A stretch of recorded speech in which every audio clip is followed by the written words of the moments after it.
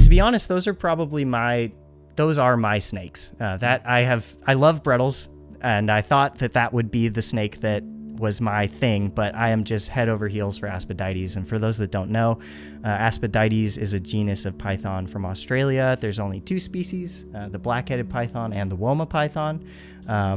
They are really just incredible, and there's so many things about both their physiology and their natural history that separates them from every other python in that Australasian, group. They're just really this season. So I have one full clutch in my incubator. I have one full clutch under mom's coils.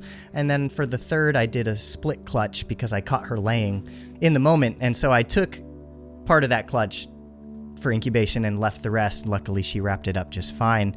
And I'm really excited to see results from that particular clutch, because then I'm comparing the two treatments for one mom. It kind of eliminates.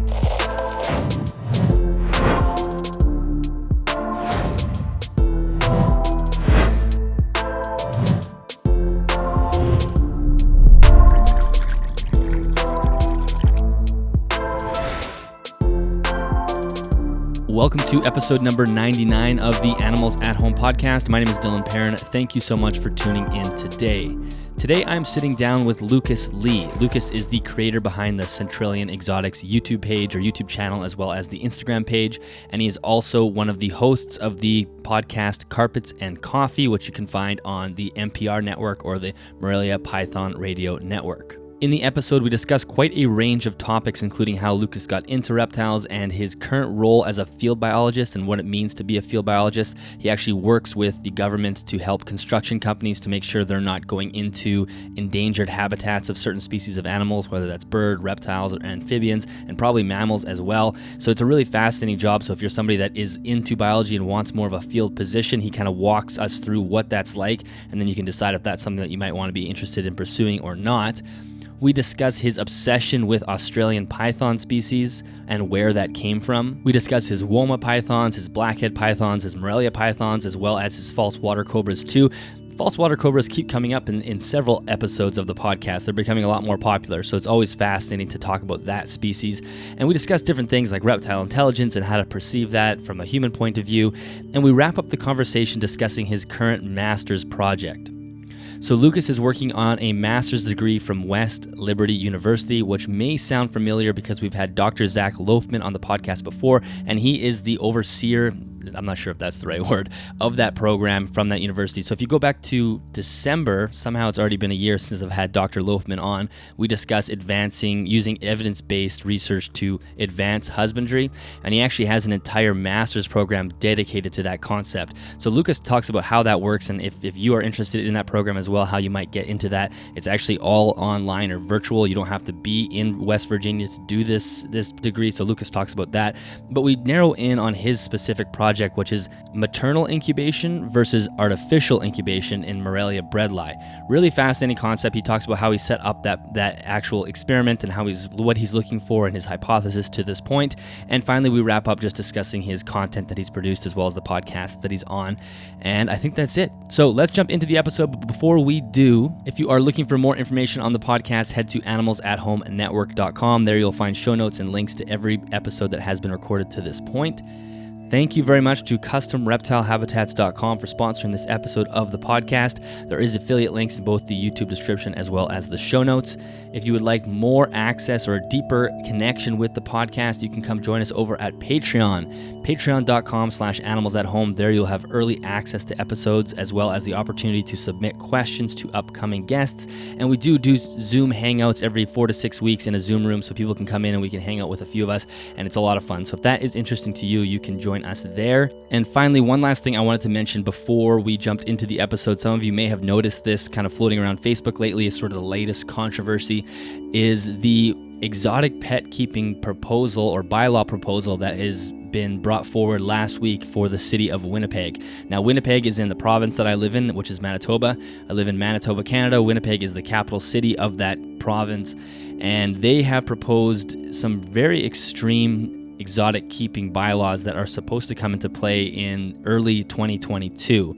Now, if you read the actual bylaws, what they're proposing, they are really ludicrous is probably the best word. They've left about 13 species that Winnipeggers can keep, most of which are incredibly obscure. There's only 3 snakes on that list: milk snake, I think corn snake, and king snakes. Is very vague. I might be misquoting the species, but there's definitely no ball pythons, and it's a very strange list. Clearly, this has been influenced by the animal rights groups, and we are slowly trying to put together a team to hopefully try to fight this. It's not going to affect me personally, but it's definitely going to secondarily affect me. Winnipeg is just down the road. I work in Winnipeg, so it's not a stretch of the imagination to see that spread outwards as well as through the rest of the country and potentially the rest of the continent.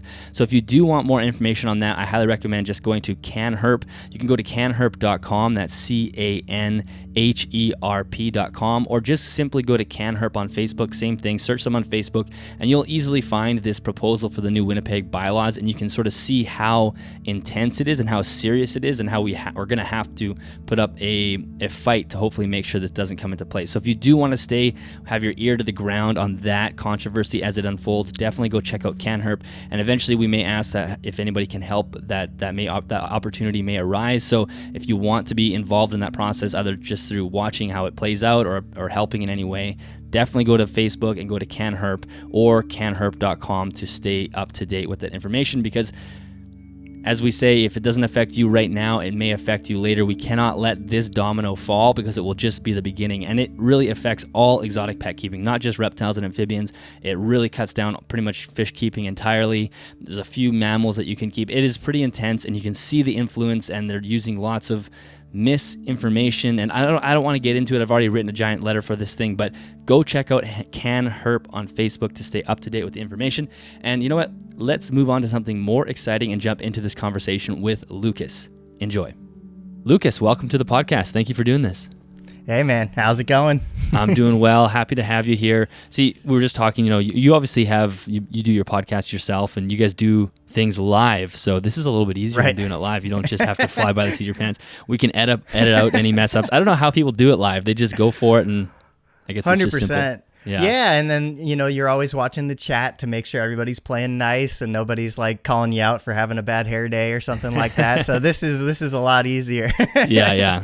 It just that's too many moving parts for me, I think.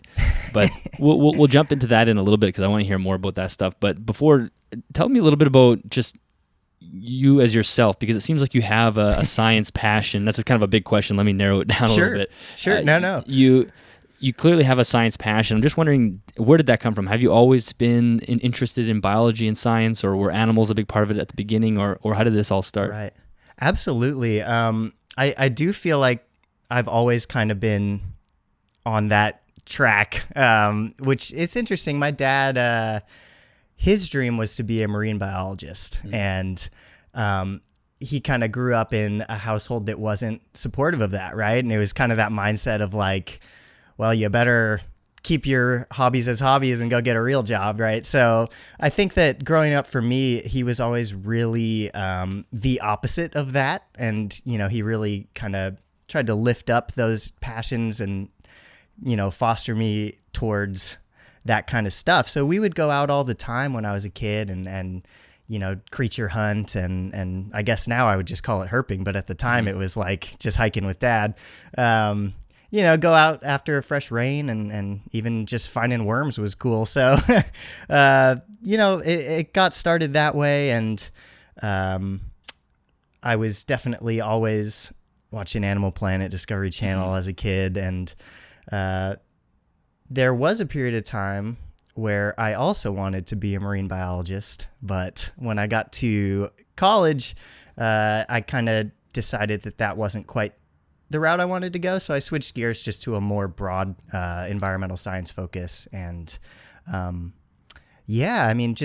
feel like just coming up with that sort of an environment and always having critters around the house is kind of how I got here. Did you grow up in California, or have you always been there? I did. Oh, okay. Yeah, I was born and raised in the Bay Area. Okay, cool. So lots of herping you can do out there. There's all sorts of animals. 100%. Yeah, I mean, we would find things in the backyard occasionally. You didn't have to go far all the time, but just a short drive away from pretty much any little biome you could wish for in California. We have a little bit of everything. So yeah, that's awesome. Yeah. And then when did reptiles get folded into the mix? It's interesting. They were kind of always there to an extent. You know, I had a corn snake when I was little. I loved keeping little fence lizards and stuff like that, but it was never the dominant species, I guess, for me until maybe my sophomore year of college, just about. So I did kind of specialize late, I guess, if you want to call it that. And it was really just a matter of looking for a pet to have while doing undergrad that was low maintenance and that would be okay if I needed to take off for a week or something like that, you know, and that guided me towards snakes. And boy, did it snowball from there. Yes, the classic snowball. Yeah. Well, it's funny how many people get into reptiles for that reason, because it's just like, I want a pet, I want to care for an animal, I want to have an animal in my house, but I also can't have a dog or a cat that's going to take up tons of my time. And it's you're either left with fish or reptiles. Yeah, and boy, did I do the fish when I was a kid. I was already tired of fish. Oh yeah, did you go through a fish phase? Oh yeah, we always... my dad had a big, I want to say 75-gallon in the living room, and he would do like African cichlids, and then he would get tired of African cichlids and do like a couple giant Jack Dempseys or something like that. And they were always around, and I had a smaller tank in my room that I would kind of do the same. So yeah, I went through the same thing. I did a fish phase, and maybe one day I'll get back into it, but it's just the amount of work for fish is just insane. The maintenance is crazy. I don't know how they do it. It's incredible to have when it's dialed in and working well, but I have so many memories of when the tanks crashed and just all hell broke loose in the house, you know, an entire Saturday. It's just like, we need more bio balls. Like, yeah, exactly. Get the buckets not out. Right. Yeah. Oh, yeah, that's brutal. So it's then the apocalypse. Yes, exactly. So when you started you're saying, you know, you decided to step into the reptile world and it snowballed quick. So how did it start? Like what did you go out and get?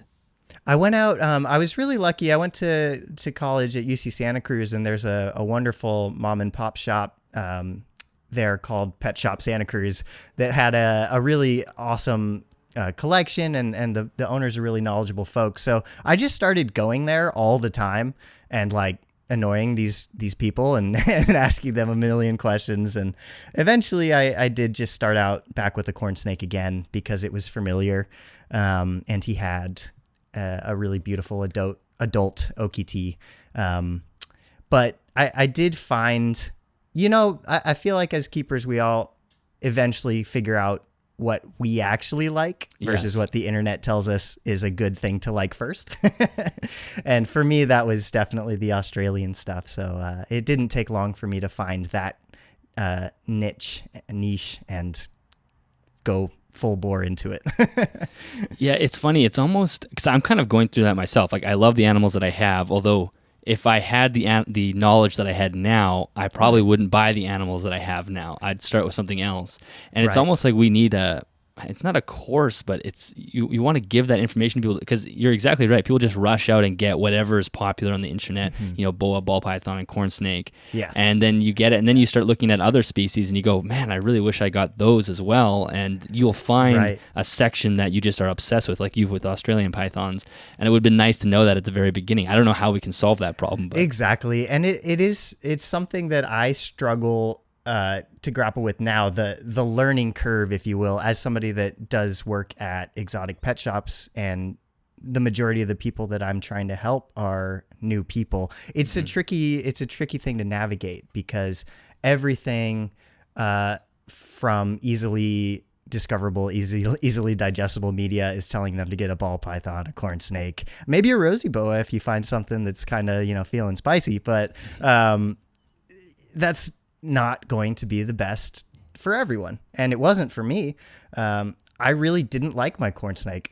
I'll be honest. Hey, honesty is good. Yeah. And I had a good friend of mine, the guitar player in my band. He had a ball python that his family had cared for 15 years that I adopted from him because they were just kind of done with it at that point.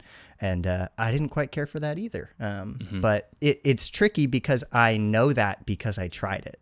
And so Yes, it's exactly. hard to explain to other people or to try to take a position to tell other people not to try it because that's just a shitty thing to say. Exactly. So, yeah. Well, yeah, and it is. I mean, these animals live for so long too. So, I mean, as long as you can find a good home and say, okay, Right. you know, it turns out I'm not a huge fan of this corn snake. Maybe I can find a good home. But I mean, that can be easier said than done, depending on where you live. But yeah, it's nice to be Absolutely. able to work and try different species and see what they're like and see whether or not you like them. But then there's that ethical implication of thinking like, well, kind of Yeah, the they're merry-go-round not trading situation. cards. Exactly. Yeah. Yeah.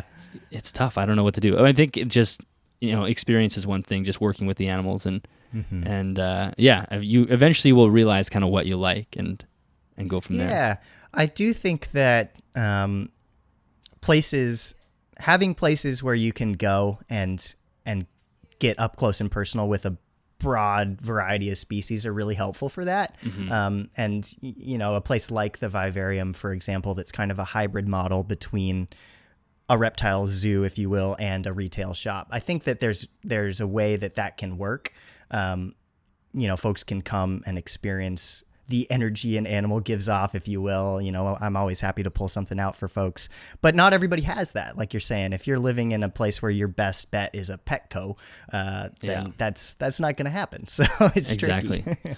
Can you tell us a little bit about, is that the East Bay Vivarium? Is that Yes. Can you tell, I think I've seen their website. I found that website maybe a year ago, just kind of randomly, and it looks amazing. And then, but there's lots of people listening that will have no idea what that is. And I keep forgetting you're in Canada, right? Yes. Yeah. I'm in Canada. Yeah. Okay. Yeah. I will try to stop pretending that people know what I'm talking Although about. most of the listeners are American, but there's also some Europeans over there too. So, but yeah, just give us a little overview of what that place is like. Yeah, the East Bay Vivarium, they claim to be, and it's probably true, but, you know, I don't know. They claim to be the oldest and largest reptile shop, specialty shop in the United States. I believe that they opened their doors for retail in the 70s after getting started as kind of a guy in his garage, you know, just... There were set hours to open the garage and people would come and basically have that experience. But it's located in Berkeley, California. And it's been around a long time and has been through many iterations. And these days, the main thing is the retail side as well as educational programs.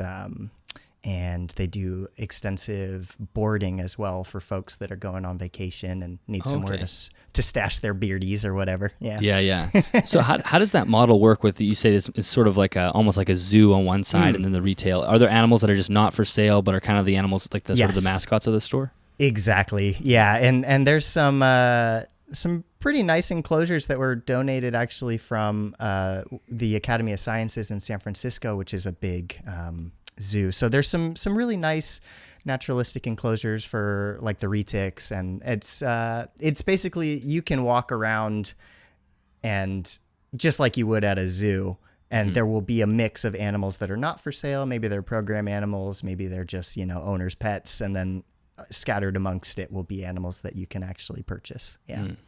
That will be on my bucket list if I ever make it down there, because I think that'd be pretty cool to see. It's you know, it's Absolutely. nice to find a really nice reptile store, because sometimes the reptile stores are just horrible. You walk in, you're like, oh my God, I'm never coming back. But it's nice to have good, like at least good examples of how to care for the animals really well too. Yeah, and it's tricky. You know, I should say that I am working there again now.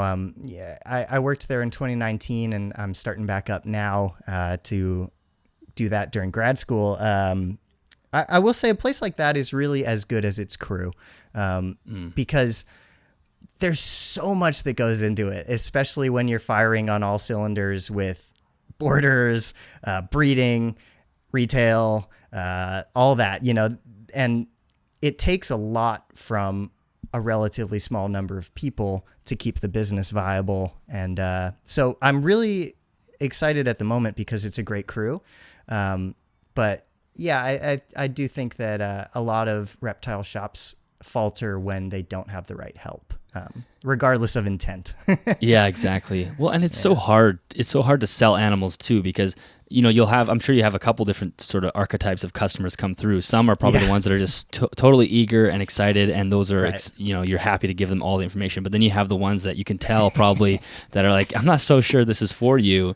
And it's that and awkward. then you have the people that come up, elbows on the counter, and they're just like, I've got like 600 animals, and I don't want to know what you're about to tell me. Give me the wrong thing, It's like, exactly. Yeah, I'm gonna buy this item for the thing that you're selling. You're like, I'd really love to help you, but yeah, it's just the nature of retail. 100%. Yeah. So so you finished school. You have a degree in biology, I think, right? My bachelor's is in environmental studies. Oh yeah, and right. That's at the moment I'm cooking up a master's in biology, ZooScience. Gotcha. Yeah, I definitely want to get into that. We'll unpack that a little bit further because I find that pretty interesting. Yeah. And you've had my professor on the show. That's right. Yeah, Dr. Loafman has been on the show, and one of those episodes that people really loved. So I'm sure he'll be back on again in the future. So we'll talk about that more in a little bit because I'm curious about it. But I also know that you said or I think on your Instagram bio it says you're a field biologist. I'm not sure if you're doing that still now that you're working. I am. You're still doing that. Can you talk a little bit about that? I'm always biting off more than I can chew and trying to keep my feet in every pool. But so I work as a field biologist for an environmental consulting company in the Bay Area. So a lot of our contracts are with, various agencies like PG&E, which is kind of the power utility out here, contractors. Sometimes we do work for the city, but essentially just whenever a big project is going on where the permits require a biologist on site, or maybe there's relative chance of occurrence for an endangered or listed species that requires somebody to be there monitoring that work. That's mostly what we do. Out here in California, we also struggle big time with the wildfires, especially these days. So there's a lot of federally funded fuels projects where we're trying to clear out a lot of dead vegetation that's just, ready to go off. And a lot of critters hide in that vegetation that's ready to go off. So we'll be on site to try to minimize the impact to wildlife. So yeah, that's the other part of my current existence. Yeah, so you're all over the place. Yeah. You're a busy guy. Fieldwork is tricky. It's really fun, but it's very taxing. So that's why I'm only doing it a couple of days a week at the moment.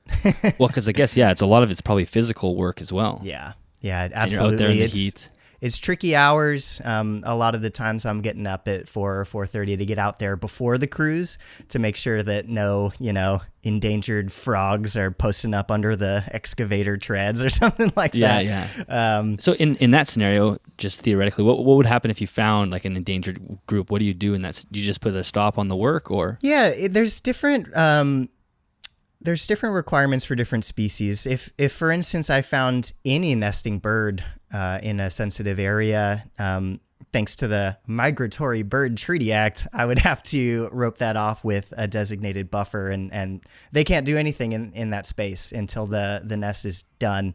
I've had situations where a crew needed to dewater a creek for road work, and I found about 80 California giant salamander, which are a species of special concern, living in that creek. Mm-hmm. And so in that instance, I decontaminated an iced tea bottle that I had from lunch and just started shoving them in there and moving them downstream and getting them out of the way once I had permission to handle. So it's kind of a case-by-case basis, which really keeps you on your toes. But the stakes are high. If you accidentally, quote, take a federal or state listed species, that project's going to get shut down. There's the potential of massive fines and jail time. So it is a big deal, as it should be. Yeah. And so I actually have a friend who does a similar job for the oil, like the pipeline companies up north in Canada as well. So it's a very similar role. And I remember him talking about even the liability that he faces. Like he has got to make sure he does a really good job, because if the companies could go after him if you give false advice. Are you in this sort of the similar situation?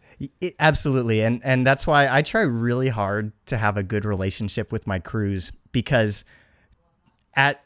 inherently, like, you're there to be in their way, and most of the time they hate you off the bat. I was going to say, you're probably such a nuisance to them.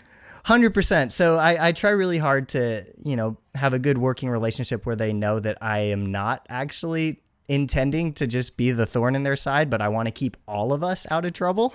Yeah. And a lot of the times the crews figure that out after a while, but it is tricky because if something does go wrong, the first person that's going to catch heat is the person who was supposed to be in charge of looking out for that, which it would be me. But luckily, nothing like that has happened, and I hope that continues. But it's hard. Yeah.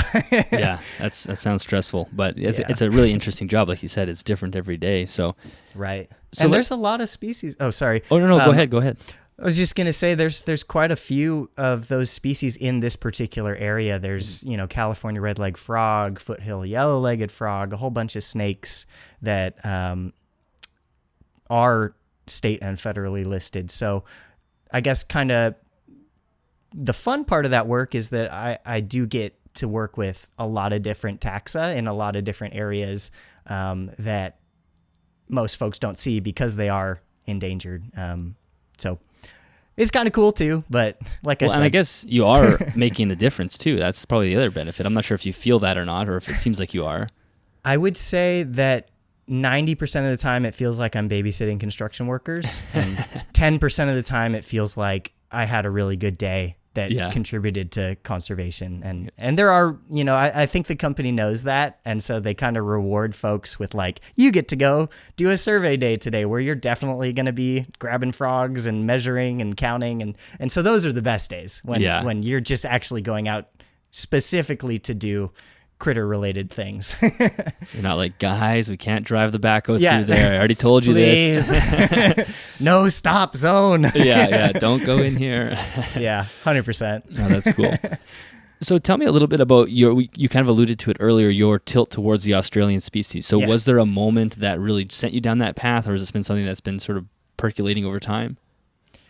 I think so. It's interesting. Obviously Steve Irwin, so many people, was my guy as a kid. I couldn't get enough of his shows and was so inspired by him and what he did. And I also remember vividly as a kid, my dad telling me stories about a wacky college roommate that he had that got popped for smuggling Australian reptiles. So I guess at a young age that kind of implanted it in my head that there was something to these Australian reptiles worth going to prison for. Don't advocate that. I do not advocate that. You get what I'm saying. Yeah, exactly. Yeah. So, but there was a period of time in those early college years when I had the corn snake and I was just kind of getting fascinated by the ecology of snakes at large and exploring more broadly what's available and what people actually keep outside of the big three. And so one of the things that I remember vividly was coming across a Woma python for the first time and saving that picture on my phone, texting my good friend, I want a Woma python. He's like, you don't need a Woma python. You're literally losing your mind and you need to stop. And now I have a bunch of Woma pythons. So that might have been a pivotal moment. Yeah. Well, it's funny. I mean, I have a similar experience with my jungle carpet python. I remember seeing a video of one and I was just thinking one day I would just love to have that species. It's just something that has stuck with me for so long. And then years later and, eventually getting one, it's kind of a cool moment where you're just this is an image that you had in your head for so long. And now that you keep it, it's just something, it's amazing. You get to see it every day. Yeah. And I also get really stoked because I revisited that picture. I'm like, my Womas look better than this. So that's pretty cool. Yeah. But, that's awesome. And then I definitely did kind of fortunately just fall into the right crowd, if you will, at a reptile shop. I bought my first carpet python from a table that was Travis Johnson, which is Living Legless Reptiles. Riley Jimison was at the same table. And from there, I got plugged into MPR and started listening religiously to those podcasts to kind of build up my knowledge base with this species, which led me to buy the complete carpet python before it sold out and became $600. And I think that's what really set everything into motion. So how long ago was that starting to happen? That would have been that reptile show that I'm alluding to was in 2017. Okay, so it's actually been a pretty quick climb from starting, and then from there, you get your first Woma, obviously, or maybe it was your first. Was the carpet first carpet, or the Woma? Yeah, okay, Womas came later. I was a little bit afraid of their feeding response, but I'm over that now. It's just kisses. Yeah, you've been bitten enough times. It's okay. 100%. So when you got that first carpet, then how did it grow from there? Because now you have a bunch of enclosures behind you, and I know you're doing some breeding as well. So there were some steps between. There were. So after getting the complete carpet python and reading that sucker multiple times, my next fascination was Brettles. The Brettles python, Morelia bredli. I think what captured me at first about them is just their reputation for being a more docile Morelia. Of course, individuals are individuals, not always the case, but by and large, folks tend to say that they're pretty tame, docile, whatever you want to use. So I did get into contact with Nick Mutton probably in 2018, and those who don't know, Nick runs Inland Reptile and is probably the biggest breeder of the Brettles pythons in the United States. He kind of figured that species out. Well, maybe that's not the right way to say it. He is very knowledgeable for Brettles pythons. Mm-hmm. And so I got in contact with him, and I did purchase a Brettles python from him. And from there, just kept in contact. He's a really fun guy to talk to. And I guess eventually we became good enough friends and had enough dealings where he knew that I wasn't a shithead to offer me actually some animals on breeding loan from him, because when you run a facility like that and you're playing a lot of the morph games, if you will, there's only so many adult cages, and to chase certain projects, I think that eventually you have animals that their babies kind of take their place. So instead of selling them on Morph Market for an exorbitant amount of money, Nick gives those animals to people he trusts. Mm-hmm. So, there's probably a big conversation in that in itself, but I feel very lucky in that I was able to take in some of those adult proven breeder bredli from him. I was working at the vivarium at the time, so I had access to a lot of enclosures, and I just kind of got everything ready as quickly as I could and said, send them over. And it got me going on the breeding side of things. Everything that I've produced this season was from those animals from Nick. So maybe rambling. Did that hit the mark? Oh yeah. No, that's perfect. Okay. Yeah. And for those, Nick is a really smart guy. He used to have a podcast on Herp Nation Radio, which I loved. I don't know if you ever listened to it, but I really enjoyed his podcast. Now you can't find it, which is too bad. But I know. I told him he should throw those up on his website or something. And he's just a little bit. Somewhere. I love the guy, so I'm okay saying this. He's kind of tech challenged, so he's like, yeah, that'd be great, but computers. Damn, because there were some great episodes. I really enjoyed his show, and he's incredibly smart. And like you said, he's a wealth of knowledge when it comes to, especially with carpets and whatnot. And so how excited were you when you first got those shipments in? That must have been a great day. Man, I was so stoked, and I was actually supposed to be in the field that day, far away, like a 2-hour commute to some redwood forest, but I was so lucky because work got called off from rain that day, so I got to stay home and actually get the box instead of asking my housemate to do it and set them up. And that was an incredible day, because to that point, my baby that I had gotten from him was probably only a year or two old, so I still hadn't even seen an adult Brettles python. Mm-hmm. And then 4 show up at my doorstep. I'm like, holy crap, these things are actually pretty freaking big. I had to get over the initial fear of reaching into a bag with a 7-foot snake. But well, it's funny how much smaller animals will look in pictures. Sometimes you go and you're like, oh, it doesn't look huge, and then you see it in person, you're like, oh my god, that's way bigger than I was thinking. Yeah, exactly. But it was awesome, and of course they're all super chill snakes. So, is this your first season producing? It is. I tried last year with one pair that I had, but they were of age, but the girl wasn't big enough yet. Nick and I both kind of take a slow grow, sparse feed approach. So, that's not a problem for me. If she's not ready till 5 years old, she's not ready till 5 years old. And she's sitting on a clutch of eggs behind me right now. So it just took that extra year. Yeah, that makes sense. Yeah. Well, and the one thing I like about Nick, and I think you have or will implement this as well, is just his amazing, immaculate records. he keeps everything so organized that when you go to his Yeah. website, you can see all that. And I think you have some of those on your website as well. Yeah, I'm trying to carry that torch because how valuable and cool is that? Like you can see exactly what your jungle carpet's great grandma looked like in the 90s or something like that. You know, that's invaluable in a lot of ways.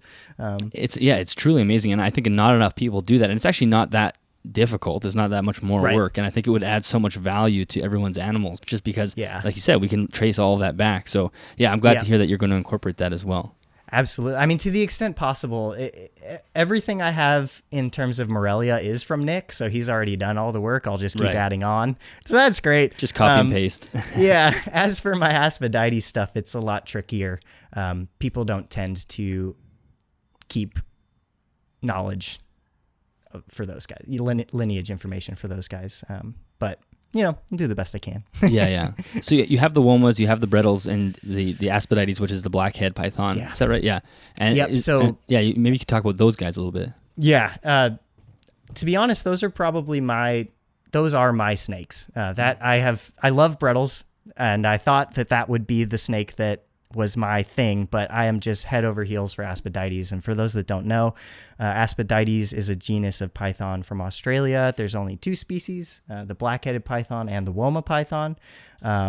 They are really just incredible, and there's so many things about both their physiology and their natural history that separates them from every other python in that Australasian, group. They're just really cool. And so I work with a group of both Womas and Blackheads at the moment. Yeah. The Blackheads are just such a bizarre looking animal. It looks like you took a Woma and then dipped its head in paint. Yes. One of the nicknames that they have in Australia for them is tar pot, because it looks like they just dip their head in tar, and it really is just wacky. Yeah, it's really wacky. It is, yeah, especially because how similar they look to Womas as far as the rest of the pattern. Like it is quite similar. So what a strange evolutionary change that happened at some point. Do you have any idea what that's about? Have you thought about it? I know that the dominant theory that gets tossed around a lot in casual conversations in herpetoculture is that they kind of stick their head out of a burrow, and that jet black pigment helps them warm up really quick. I've read in, I think it was Geordie Torr's book, Pythons of Australia. His theory was that in the morning that helps them get their neurological function up and running quicker, just shot of heat to the brain. But in terms of legitimizing any of those claims, I don't know.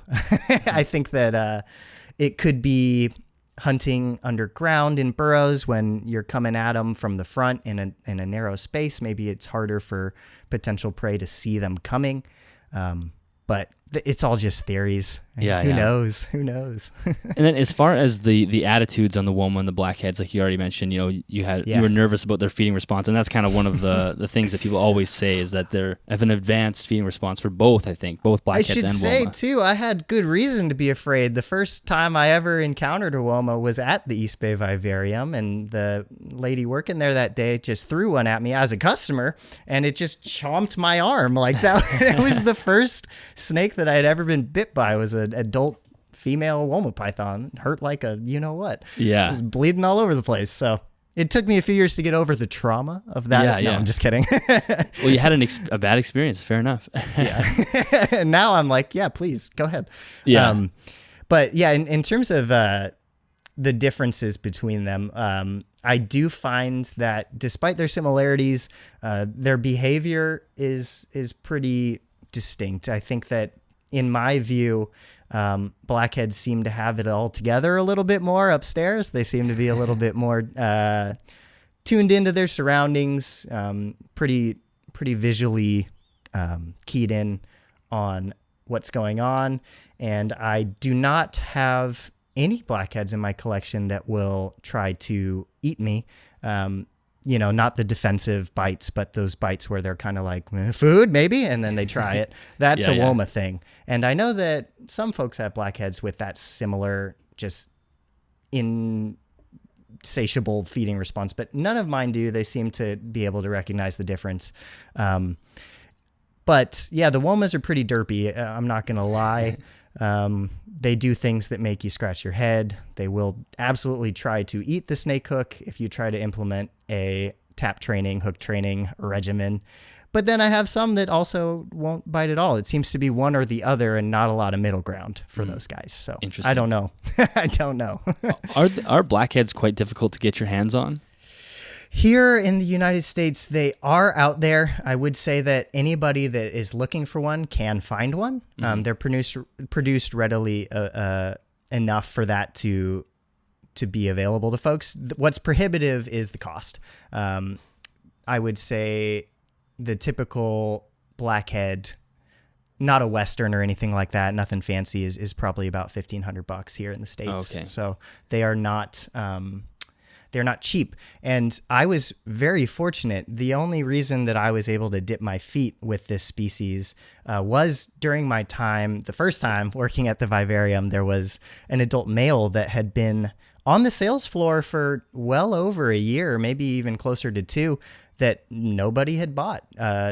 And because of that, price dropped and factor in employee discount, and I walked away with him for $600. And actually, he became a father this year, so that was a pretty cool thing. Oh, awesome. Yeah, I wonder why. I mean, some people, like you said, if it's a little more pricey, people aren't necessarily wanting to get into it. And yeah, that's cool. Yeah, absolutely. I would love for them to be more available, though, because I do think that they're fantastic captives, and they're just so fun to work with. I love the blackheads so much. yeah, they're very neat. Do you think there's enough in North America to make it work, to become more popular, or is there a bottlenecking issue that you could foresee? It'd be hard to tell like how many there are.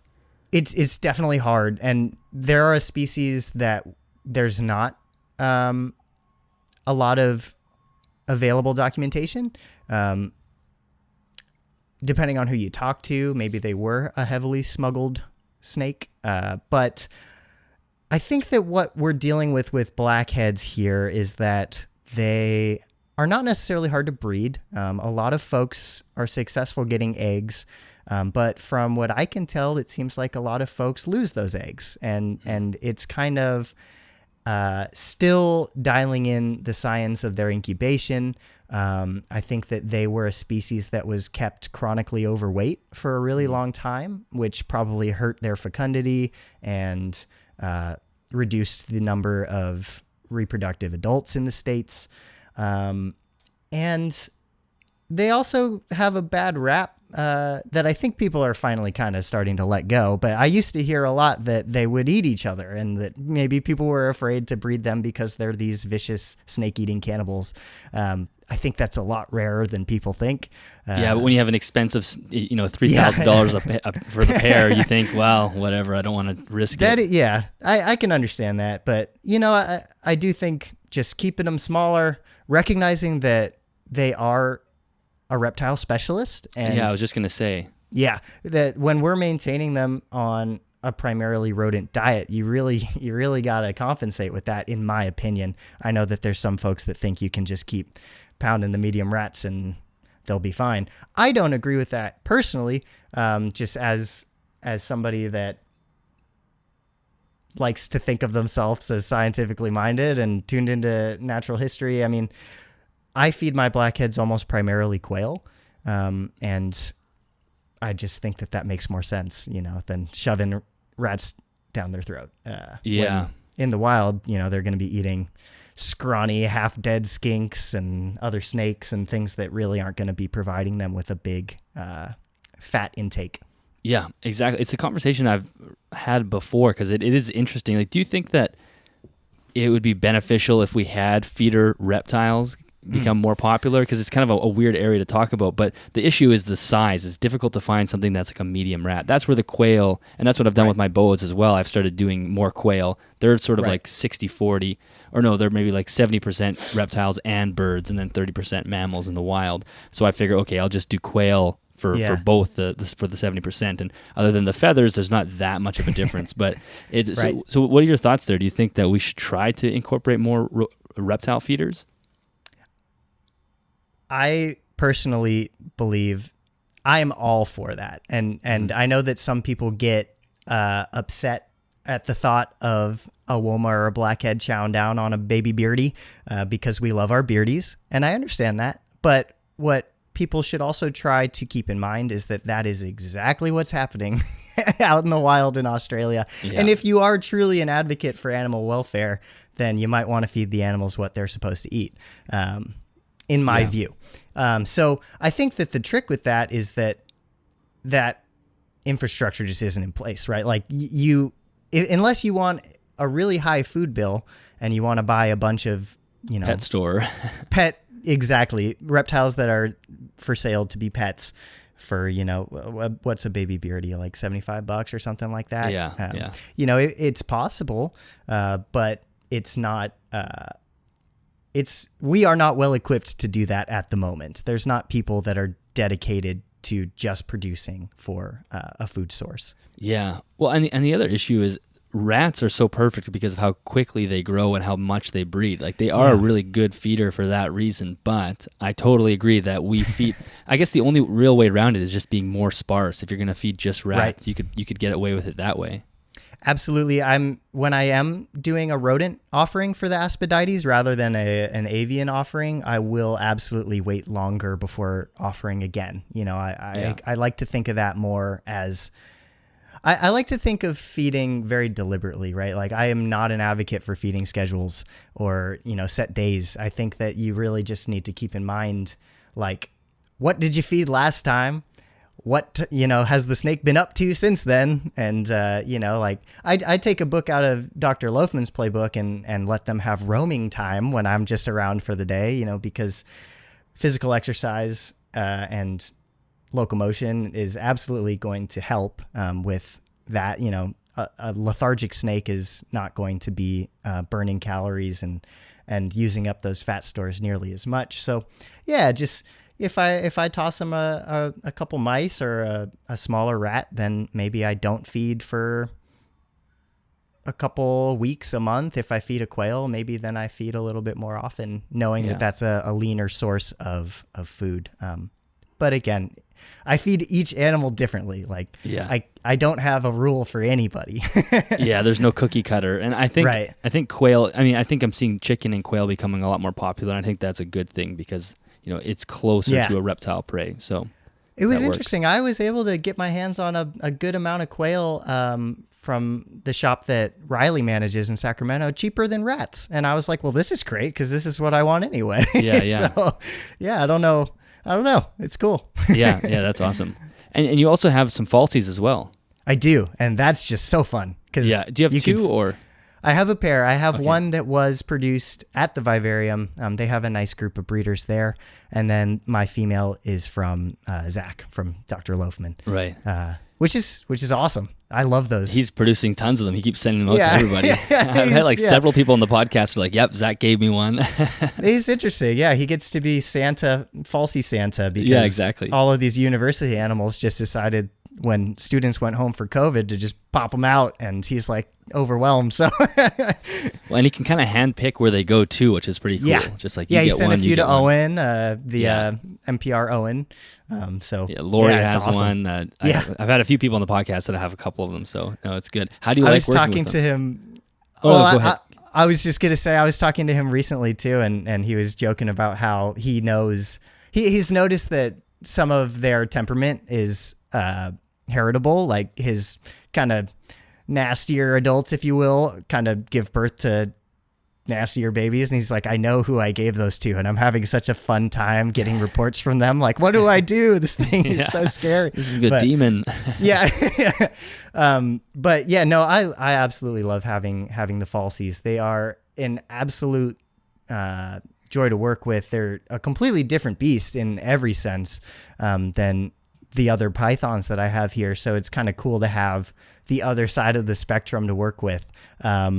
They are incredibly intelligent. I know Zach has talked on a lot of podcasts about them being the smartest snake that he works with. And I agree. I see that as well. It's hard to quantify that. It's hard to measure that, but you get a sense, when you're working with an animal on a daily basis. They're just always out and about. Again, very visually cued in, which is fun. Yeah. So, and you can, like I was saying, you can toss the kitchen sink at them. They will eat anything and everything.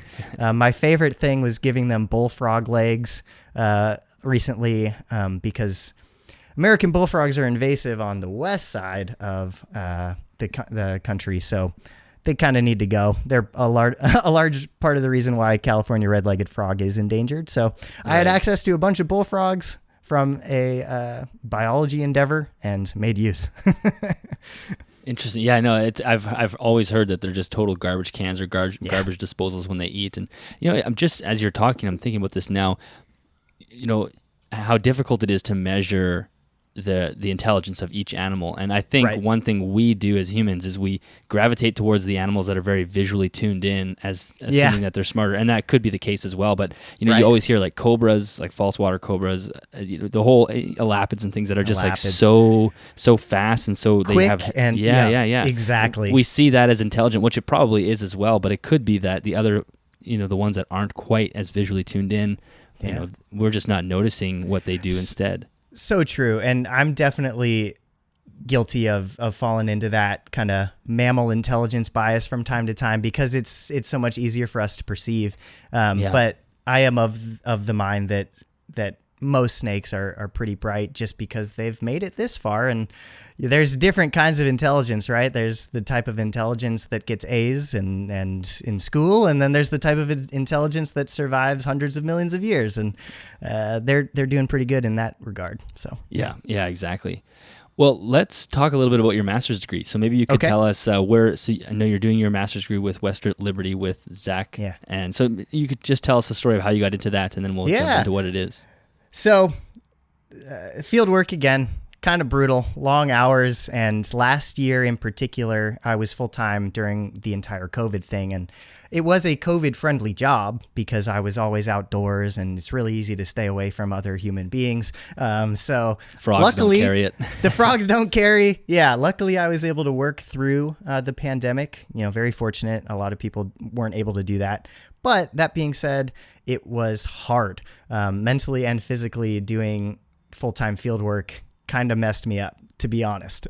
So one of the ways that I dealt with 12-hour days out watching people dig holes is listening to a lot of podcasts. And one of those that I came across was Zach on the Port City Pet podcast, From the Ground Up, talking about falsies. Yeah, with Joe.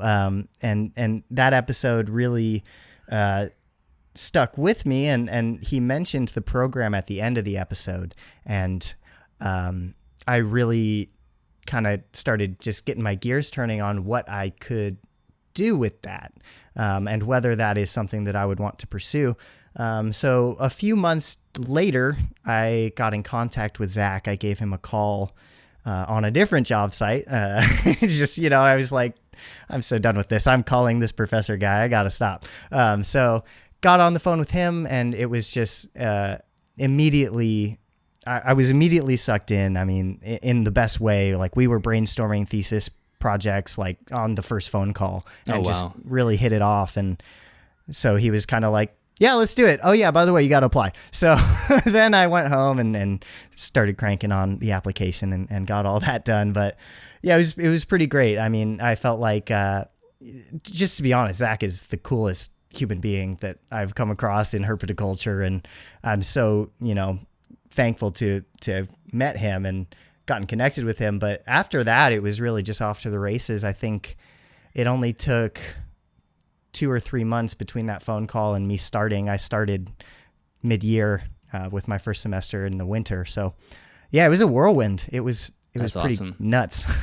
But Zach has done a brilliant job of advertising that program on podcasts, because I know there's a few people, my listeners as well, have reached out and also applied, and I think some are even going as well and doing, because it's online, right? So totally. It's he's just done a perfect job of finding like the herp nerds who are listening to podcasts and want to do that type of work.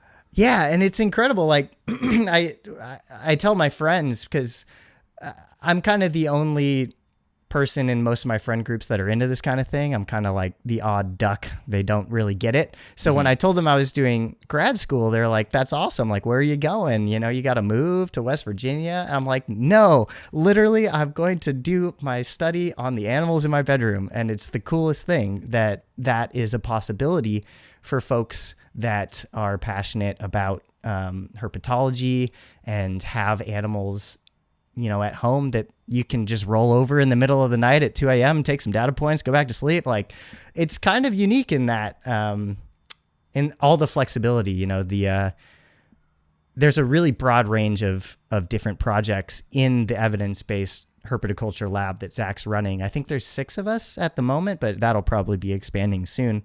But, you know, all the way from a microbiology major looking into Cryptosporidium to, you know, a guy finding hellbenders in the wild to what I'm doing. You know, it's so flexible. If you can think of it, you can do it. And Zach is really good at finding ways to manifest and make it a reality. So yeah.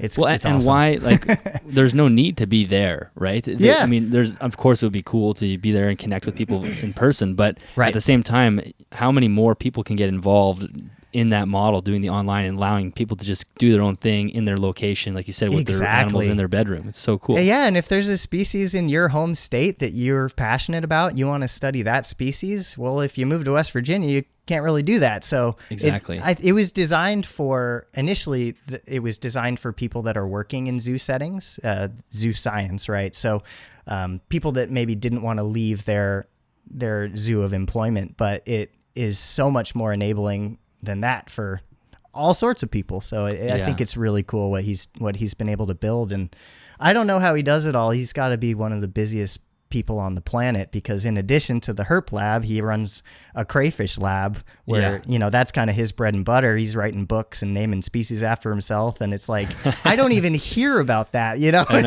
how many hours of the week is that? And so, he's insane. Well, yeah, it's so funny because there was a point in time where I was like, I think Zach is recording more podcasts than me. Every time I turn on a podcast, there he was again. I'm like, geez, and there's a guy at the university that I work at. I coach swimming at the university, and he is a lifeguard, and he is doing his master's or finished his master's with crayfish, and he was aware of who Dr. Loafman was as well. I'm like, he's known everywhere. So it's pretty incredible. I think I saw, just, you know, internet stalking him, that he won like Teacher of the Year for the entire state of West Virginia, and it's so well deserved. He is really an impressive human being. Yes, he is. So let's talk about the project that you guys decided on. How did you land on? You could tell us about what it is, and how did you land on that specific study?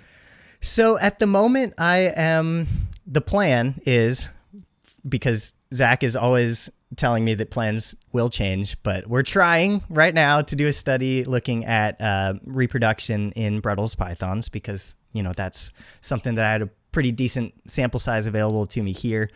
So I am planning on looking at the difference or lack thereof of maternal incubation and artificial incubation in the Brettles pythons. Now, so for those that maybe aren't super familiar with that discussion, there's kind of a lot of anecdotal claims from people that work with carpet pythons, Brettles pythons at large, that maternally incubated offspring tend to be larger, hatch out bigger, tend to feed more readily, and just seem kind of more robust than offspring that emerge from an artificial incubation environment. But that has, of course, never been tested scientifically, quantitatively. So that is what Zach and I decided to look into.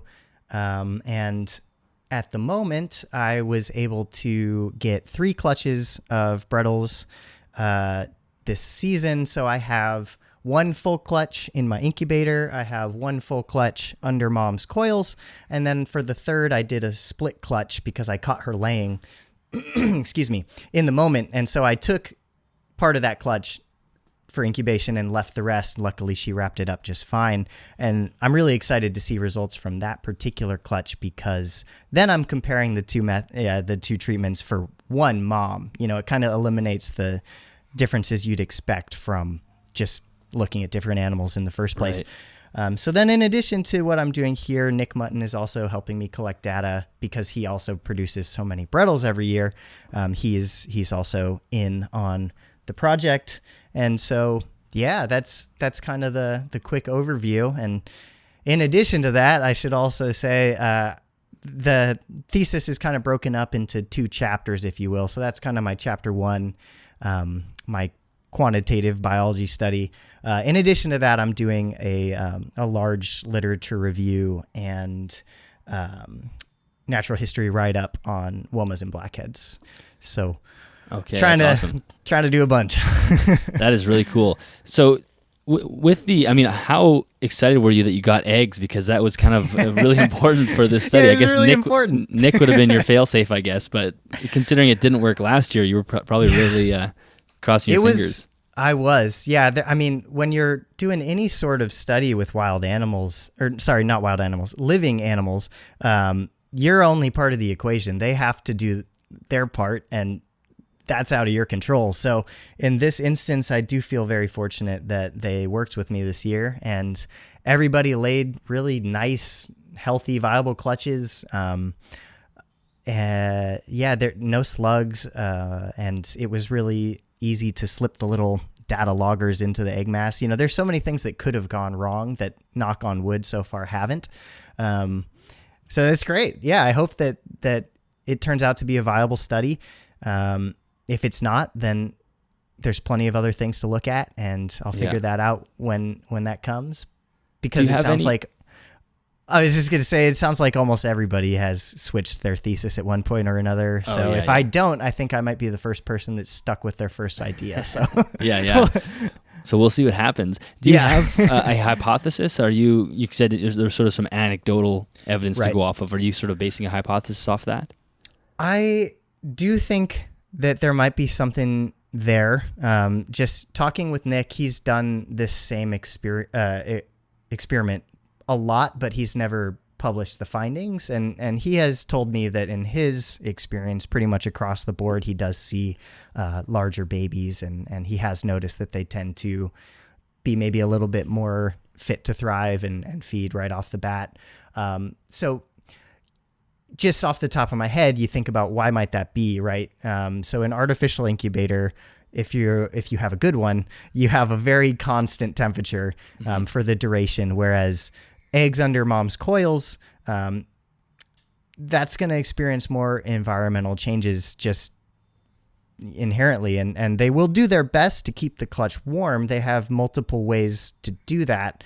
The Morelia pythons are capable of what's known as facultative thermogenesis, where they shake and contract muscles to actually generate heat, which is a really impressive feat for a cold-blooded animal. But I also frequently see my maternal incubation females leaving the clutch, getting heat from their heat source in the cage, and then returning to transfer that back. So I would expect to see with my temperature loggers that the eggs that were left with mom are experiencing more variation in temperature. Whereas, I know for a fact my incubator has little tiny micro adjustments, but is staying right about where it's set both day and night. So I guess the question largely is whether those daily variations in temperature have any effect on the offspring. I think that's the biggest difference. A female wrapping around the clutch also is going to have a lot more control with water balance and retention of moisture in the eggs, because those ventral scales, you look at those are little plates that are so good at wrapping up that environment and keeping it almost sealed as much as she wants it to be. Right. So it's interesting. It's kind of the question of human technology versus millions of years of evolution, and whether we're actually doing it the same or whether we see significant differences in the product. Well, it's definitely interesting. I mean, we know temperature cycling in the actual adult animals is very healthy, hormone production and whatnot, and dropping core temperature at nighttime is pretty natural and healthy. So it wouldn't surprise me if the eggs have some sort of function of that as well. Totally. Will she eat? She doesn't eat at all, right? While she's on the clutch, or? It depends on the female. Some folks do offer food during a maternal incubation because it takes a lot out of them. They look like crap, just to be honest. Like every time one of the females comes out, I think that she looks horrible. Like she's super pancaked, thin. like she's just hollow. And for the clutch that I removed for artificial, I was able to calculate that snake put more than 33% of its initial pre-cooling body weight into those eggs. Like it's a large proportion of themselves that goes into that. So some people do offer food to try to help the female out. I'm not sure. I don't feel like I'm in a position to say whether that's good or bad. There is the risk that the snake will take a dump on the eggs. When you do that, Zach has also told me that just the physiology behind digestion in a python is kind of a pay before pumping mechanism is the way he describes it, where that snake has to expend a lot of energy to change its physical state to be in a place to digest. So depending on what you're offering it might actually be more taxing for it to be prepared to digest than what it's going to pull out of what you gave it to digest or something like that. You're going to be ramping up the metabolism and it's going to burn all those calories to not get anything from it. Like it needs to be ramping up to be in a regular food schedule, basically. Sure. That is one argument. So it's an interesting one. Again, there's so many variables with all this. And then this is another speculatory question for you. I don't know if you've thought about this at all, but when you remove the clutch from the female to do the artificial incubation, do you think there's a cortisol or a stress response when we do that? It's a good question. My guess would be yes, because everything in terms of selection and evolutionary drivers would be working for that female to protect those eggs at all costs, right? I mean, that's why they're still around, is because they keep their eggs alive and there's more of them. So off the top of my head, and this is something I haven't really thought critically about, but I would assume that it's probably pretty stressful for them to lose that clutch, because at that time, that's their primary and only goal, is to keep that thing going. But that being said, I would also note that as soon as that clutch is gone and the cage is cleaned to remove the scent of that, the female was back to normal pre-cycling behaviors the next day and started feeding again immediately, and just kind of went back to doing snake stuff. Yeah, it did not. You see sometimes when people take clutches of eggs, the snakes tries to like wrap around everything in the cage and incubate that. Like I didn't see any of that. Yeah. But that is a good question. Yeah. It would make sense that there's an evolutionary mechanism for it to turn that motherly instinct off as well. Like if the clutch gets destroyed or eaten, like you don't want to have that snake spending tons of time incubating rocks or something, and just get back to normal life. Exactly. Next year. And also, you don't want that snake to stick around in a vulnerable state, anchored to a clutch that is no longer viable, because then she's posted up in one spot. She's probably more at risk predation because she's not actively moving around. She is expending the energy to incubate. She's not feeding. She's not preparing for the next reproductive cycle. So I would think that as soon as something is no longer viable, they would have it in them to just, all right, move on, Yeah.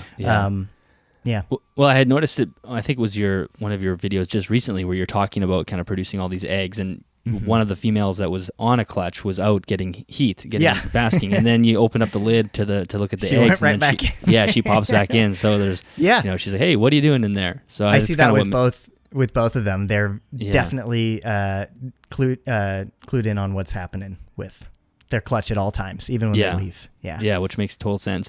And then one of my last questions about this was, I know you use the ceramic heat emitters, and I wondered if you had ever considered using like a halogen bulb to get some of that deeper heat into the muscle tissue. I'm not sure if that would allow them to carry more heat into the clutch, or if you've thought about that at all. I haven't thought about that. That's an interesting one. I am not super familiar with the difference there. Is there a train of thought that provides a deeper warming? Yeah, so with the halogen bulb, we have more infrared A wavelengths, which penetrate deeper into the muscle tissue. So I'll send you an episode of the podcast you can listen to afterwards, and you can kind of get the full explanation of it. But when there's a non-light emitting heat source, it only produces infrared C, and infrared C is actually filtered out through the keratin, so it's really only warming the external shell of the snake. So when I had seen that one part of your video where the snake was wrapping itself around the cage, and it looked like it was just trying to get more heat, it made me think, I wonder if a halogen would allow it to feel that deeper sensation of heat. That's fascinating. Thank you. I would absolutely love to educate myself with that. And I am also going to be repeating this experiment next season, so that's something that I could try to see if there was any difference in behavior when provided the different bulb.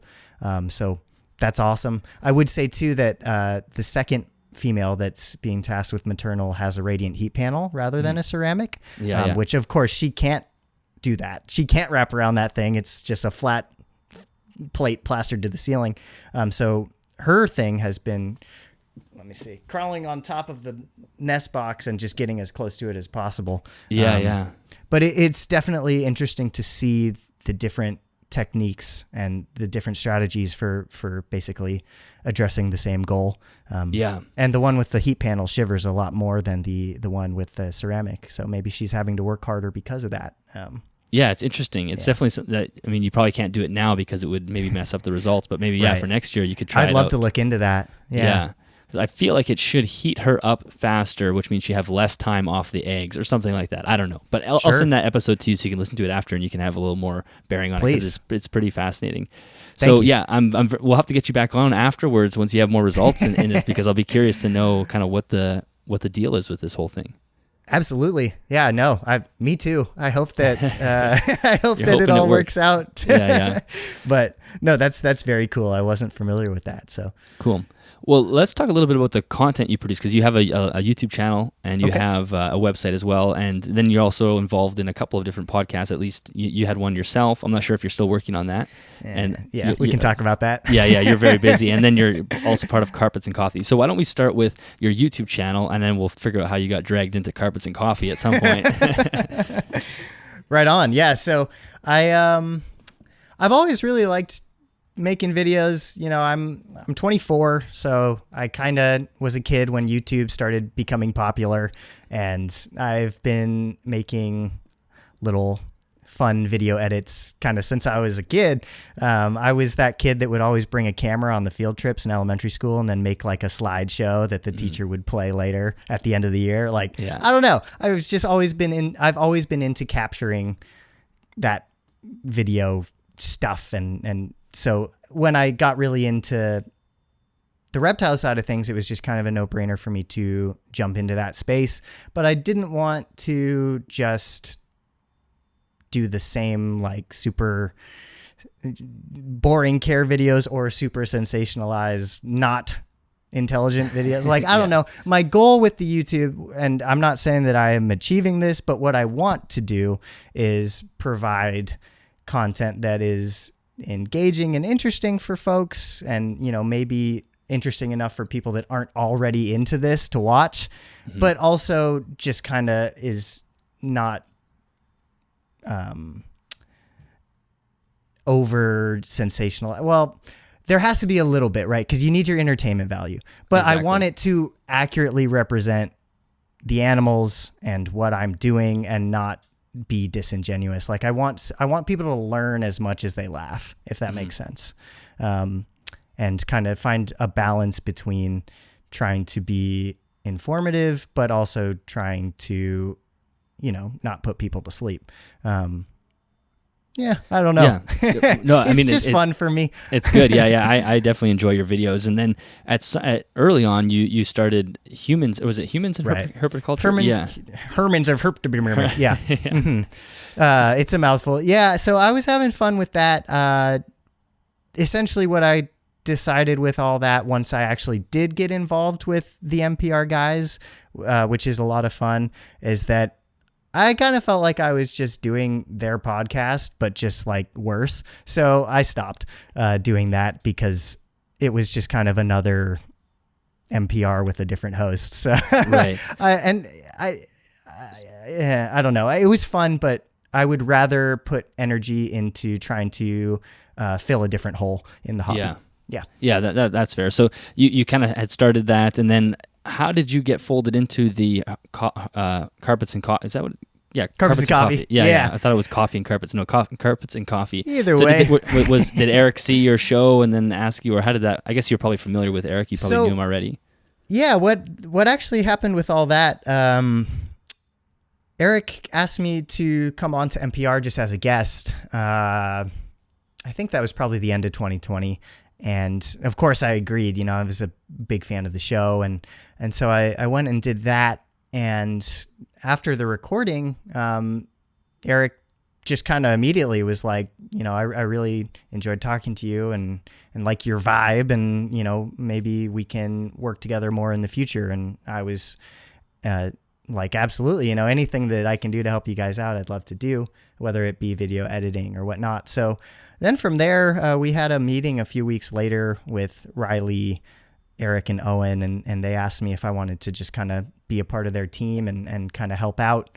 And I said yes. And since then have just been trying to, help behind the scenes. And then Riley rebooted Carpets and Coffee and asked us all to hop in. And so it's been a lot of fun just to have a way to talk to the guys every week and, kind of casually keep up with everything that happens on the day-to-day with our collections. And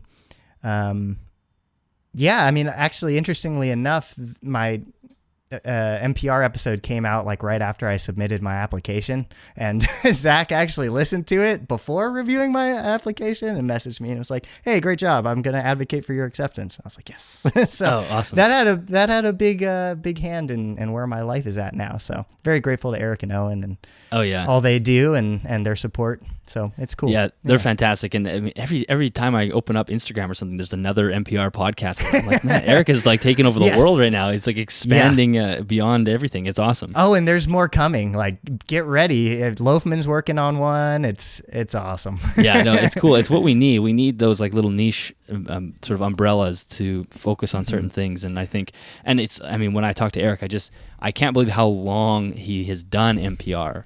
It's just crazy because, 10 years ago, podcasting was so small. Even now, people are like, what's a podcast? Like, I still run into people that don't know what podcasts are. And the fact that, 10 years ago, it must have been like, I don't even understand. Radio on the internet? How does that work? Yeah. It was probably a lot harder to convince people to listen to that when they had real radio still relevant. Yeah, but I'll just listen to the commercials. It's fine. Yeah. No, and it's also really interesting to go back and listen to old episodes and really kind of notice their transformation. Like both Eric and Owen have evolved over the years in really interesting ways. So it's cool that is out there and you can kind of track that. But it's also cool because a lot of the information from back then is just as valuable now. Some of the guests that maybe only came on during the early days, that information can be found. So it's cool to have that archive for sure. Yeah, no, it's awesome. And it's cool that you're a part of that as well. And I listen to Carpets and Coffee quite often. So it's definitely an enjoyable show. And you guys do it every week, I think, right? We try to. Yeah, Riley wasn't feeling well last week, so we missed one. But that's the hope. Yeah, cool. And thank you. I'm a big fan of you and your show as well. So thank you. Yeah, no, mutual love. Exactly. There we go. Well, I have really enjoyed this conversation, Lucas. This was fascinating. Is there anything that we didn't mention today that you wanted to mention before we wrap up? I think we covered most things. I don't believe so. Yeah. As soon as we hang up, you go, I wanted to mention that. But that's okay. No, it's just great talking to you.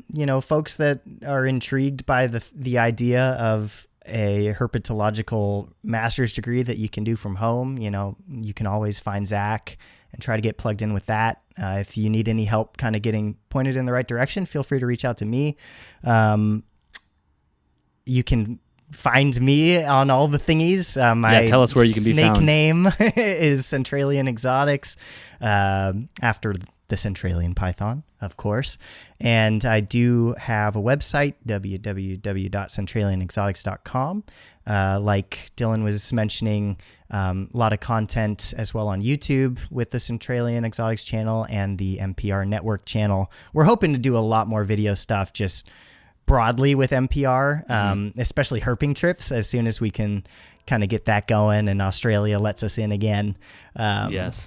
But anybody that ever wants to get in touch with me, I love talking snakes, and I will also absolutely have some Brettles pythons looking for new homes in the future. I was just going to say, those will be for sale at some point? Yeah. Eventually, yeah. I'm definitely going to, part of my study extends into the early development, of the neonate. So I'll have to hold on to them and collect data for a little while, but eventually they will be looking for forever homes. So if you want to own a snake that's published in a paper potentially, that's right. That's your snake to get. Yeah, and then you can tell me I want the maternal one instead of the artificial one, and I can actually provide. So that's awesome. Yeah.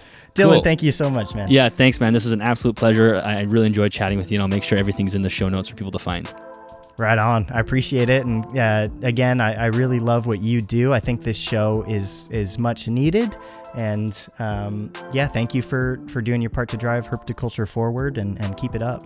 I appreciate that. Thank you. All right, that is the end of that episode. Lucas, thank you so much for dropping in today and letting us know all of that information. And I'm very curious to see how this maternal versus artificial incubation experiment or study plans out. So definitely we'll have you back on once you have some more data there, because I think that's a really fascinating thing. Is, sometimes humans think we can do it better, but really at the end of the day, sometimes Mother Nature is the best option. So I'll be curious to see how that pans out. Listeners, thank you so much for listening. I hope you enjoyed it. I know you will. Make sure you go to the show notes and check out Lucas's content at centralianexotics.com, or you can find him on YouTube or Instagram and maybe Facebook as well. I'll have everything in the show notes for you to go check that out.